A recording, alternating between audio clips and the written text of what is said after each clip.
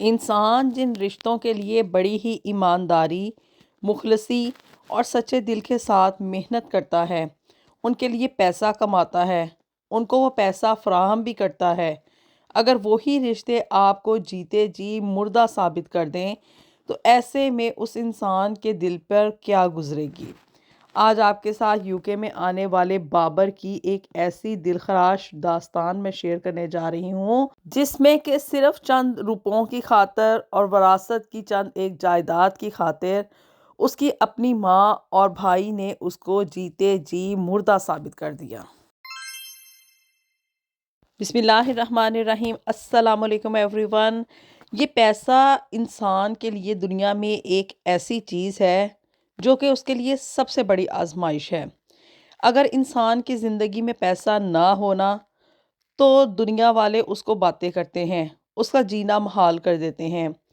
और अगर यही पैसा इंसान की ज़िंदगी में आ जाए तो तब भी दुनिया वाले उसका जीना दोबर कर देते हैं। और इसी पैसे की वजह से उसके दुश्मन हो जाते हैं, उसके मुखालिफ हो जाते हैं और इस पैसे को हासिल करने के लिए यहाँ तक कि उसकी जान देने से भी नहीं कतराते हैं।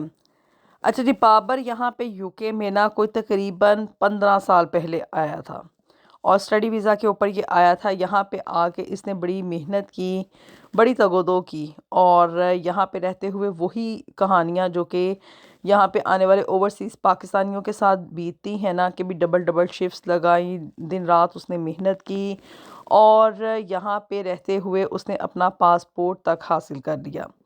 अब इन 15 सालों में ना वो कभी भी पाकिस्तान दोबारा वापस नहीं गया था। पीछे पाकिस्तान में ना इसका ताल्लुक सरगोदा से था और इसका एक भाई और पीछे माँ थे सिर्फ। बाप के इसकी ना डेथ हो गई हुई थी। बाप की वफ़ात के बाद ही ये यहाँ पे यूके में आया था और मकसद अंदर से सिर्फ और सिर्फ ये था कि ज़िंदगी एक अच्छे हैंडसम तरीके से गुजर जाए। अच्छा जी, बाबर का मैं आपको थोड़ा सा बताती चलूँ कि इनके घर में इतनी ज़्यादा गुर्बत नहीं थी कि बिल्कुल ही हैंड टू माउथ हो। यानी कि इनका पाकिस्तान में घर भी अपना था, बाप का जमा जमाया कारोबार भी था और अगर ये चाहता तो वहाँ पे रहते हुए बाप के कारोबार को ही एक्सटेंड कर सकता था, उसमें कोई पोटेंशियल ढूंढ सकता था। लेकिन आजकल के ये जो नौजवान है ना, उनको यही लगता है कि अगर हम बैरूने मुल्क चले जाएंगे ना, एक तो ये हमारी ज़िंदगियां वहाँ पे सेटल डाउन हो जाएंगी, दूसरा ये कि भी वहाँ पे तरक्की के चांसेस बहुत ज़्यादा हैं। और जो बाबर का भाई था वो इससे छोटा था, कोई तकरीबन 5 साल वो इससे छोटा था। और पीछे अब जी इसकी जो माँ थी और वो छोटा भाई, ये उनको छोड़ के तो यहाँ पे यूके में 15 साल पहले आ गया था। अब जी इन 15 सालों में ना इसने बड़ी मेहनत की, यहाँ पे दिन रात पैसा कमाता था और वो पैसा कमा कमा के ये पीछे पाकिस्तान अपनी माँ और भाई को भेजा करता था।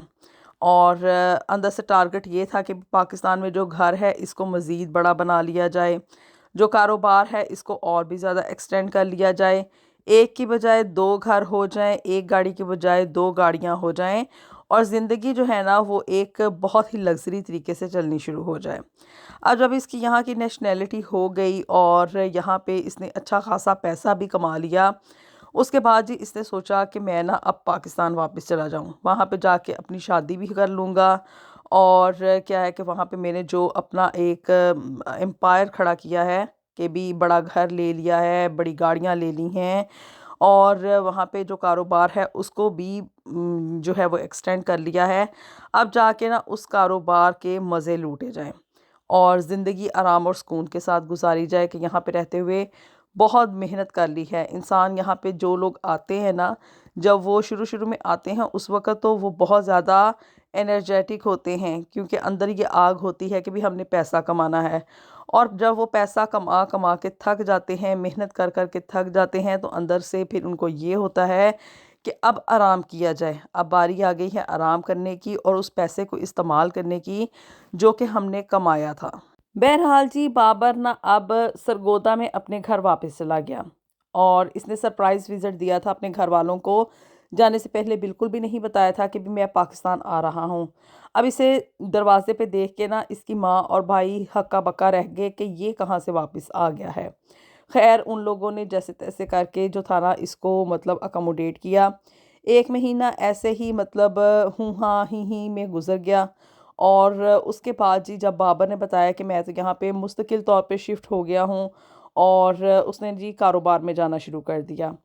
جب یہ بابر یہاں سے پاکستان سے 15 سال پہلے گیا تھا نا، اس وقت بھائی جو تھا نا وہ چھوٹا تھا، لیکن اب اس کی عمر بھی جو تھی نا وہ کوئی 25-26 سال کے قریب ہو چکی تھی، اور وہ سارا کاروبار وہی سنبھالتا تھا، اور ماں کا پورا جو تھا نا وہ کنٹرول تھا ہر چیز کے اوپر۔ جب بابر یہاں سے پاکستان سے گیا تھا نا، اس وقت یہ جو گھر اور کاروبار تھا نا وہ اس کے باپ کے نام پہ تھا، اور بیسیکلی کیا کہ بھی باپ کی وفات کے بعد یہ گھر اور کاروبار جو ہے ان دونوں بھائیوں کے نام، اور اس کی وراثت جو تھی وہ ماں کو شفٹ ہونی چاہیے تھی۔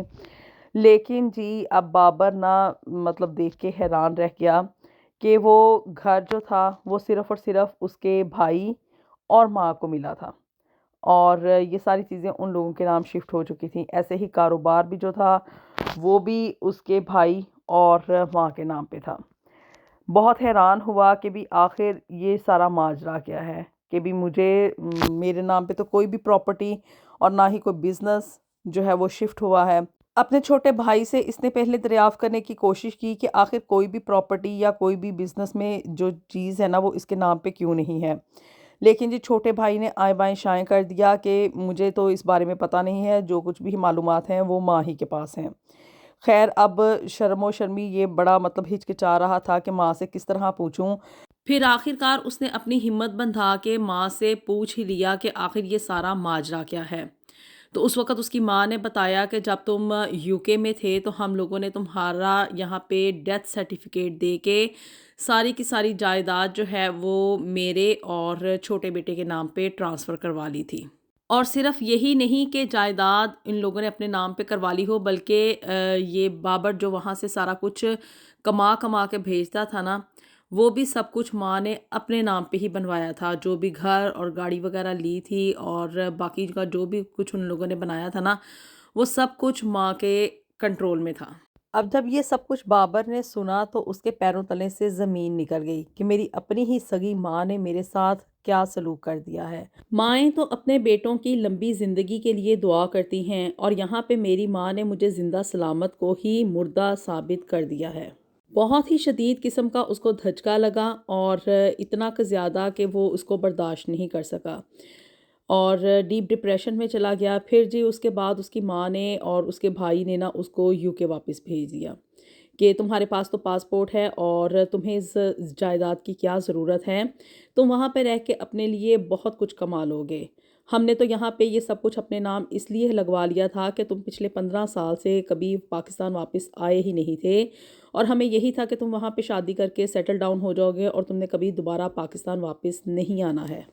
اس وجہ سے میں نے ساری جائیداد اپنے اور اپنے دوسرے بیٹے کے نام کروا لی ہے۔ اب بہتر یہ ہے کہ تم وہاں پہ یو کے کا چونکہ تمہارے پاس نیشنلٹی ہے تو تم وہاں پہ جا کے رہو، اور وہیں پہ ہی اپنی زندگی جو ہے نا اس کو تلاش کرو۔ بڑے ہی بھاری اور ٹوٹے ہوئے دل کے ساتھ بابر یہاں پہ یو کے واپس آ گیا، لیکن یہاں پہ آنے کے بعد بھی اس کی ماں اور بھائی کی طرف سے جو اس کو دھچکا ملا تھا نا وہ اس کو ایبزارب نہیں کر پایا۔ جو ڈپریشن اس کے دل اور دماغ میں پہلے سے پاکستان سے چل رہا تھا نا وہ یہاں پہ یو کے میں آ کے تنہائی میں اور بھی زیادہ ڈیپ ہو گیا، اور اس حد تک اس کے نروز پہ سوار ہو گیا کہ وہ نروس بریک ڈاؤن کا شکار ہو گیا، اور اس کو ہسپتال میں ایڈمٹ کر لیا گیا۔ لیکن ہاسپٹل میں جانے کے بعد بھی وہ باور نہ ہو سکا، اور وہ اپنا ایک طرح سے ذہنی توازن کھو بیٹھا۔ اب اس وقت بابر جو ہے وہ یہاں پہ یو کے ایک کیئر ہوم میں اپنی زندگی آلموسٹ دماغی معذوروں کی طرح گزار رہا ہے، اور یہاں کی گورنمنٹ اس کو سپورٹ بھی کر رہی ہے اور اس کو لک آفٹر بھی کر رہی ہے، لیکن بابر اپنی زندگی کی طرف دوبارہ کبھی بھی واپس نہیں آ سکا۔ اپنے خونی رشتوں کی قدر کیجئے اور ان کو اہمیت دیجئے، نہ کہ پیسہ اور دولت اور زمین اور جائیداد اس کی ہوس میں آپ لوگ اتنے آگے نکل جائیں کہ آپ لوگوں کے لیے رشتوں کی کوئی اہمیت ہی نہ رہے۔ اللہ تعالیٰ ہم سب کے لیے دنیا اور آخرت میں ڈھیر و ڈھیر آسانیاں پیدا فرمائے۔ ملیں گے آپ سے نیکسٹ ویڈیو میں with something new and something very interesting. Until then, اللہ حافظ۔